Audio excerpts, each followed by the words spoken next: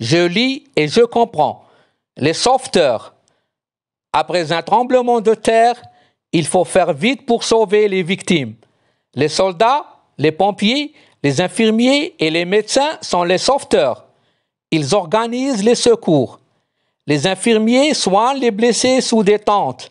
Les pompiers cassent les murs avec un marteau-piqueur et une scie à métaux.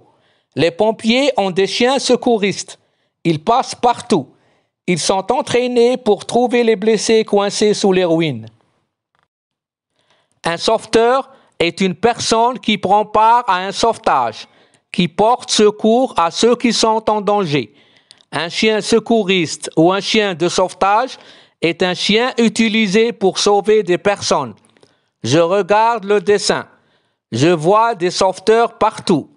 Un soldat, des pompiers qui cherchent des victimes, un chien secouriste entraîné pour trouver les blessés coincés sous les ruines. Un pompier qui casse les murs avec un marteau-piqueur. Je vois aussi des infirmiers qui soignent les blessés sous une tente. Un marteau-piqueur est un outil pour détruire les roches et le béton.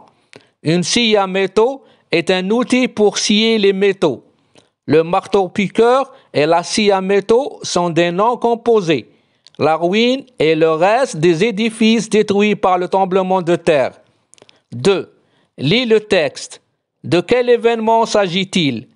De la visite aux pompiers? Du tremblement de terre? Je réponds. Il s'agit du tremblement de terre. 3. Avec ton camarade, relis le texte, réponds aux questions. Je réponds aux questions. A. Comment appelle-t-on les personnes qui sauvent les victimes? On appelle les personnes qui sauvent les victimes les sauveteurs. Qui sont-ils? Ils sont les soldats, les pompiers, les infirmiers et les médecins. B. Qu'organisent-ils? Ils organisent les secours. Que fait chacun d'eux? Les infirmiers soignent les blessés sous des tentes. Les pompiers cassent les murs avec un marteau-piqueur et une scie à métaux. Le texte ne mentionne pas les tâches des médecins et des soldats. 4. Trouve les mots du texte qui correspondent aux images. Je regarde les images. Un marteau-piqueur, une scie à métaux, un chien secouriste. 5. À quoi servent ces outils? Le marteau-piqueur sert à casser les murs. La scie à métaux sert à couper le fer utilisé dans la construction. 6. Quel est l'animal cité dans le texte? L'animal cité dans le texte est le chien.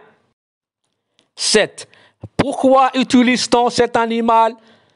On utilise cet animal pour repérer les personnes perdues sous les décombres suite à un tremblement de terre ou à une catastrophe. 8. À quoi est-il entraîné?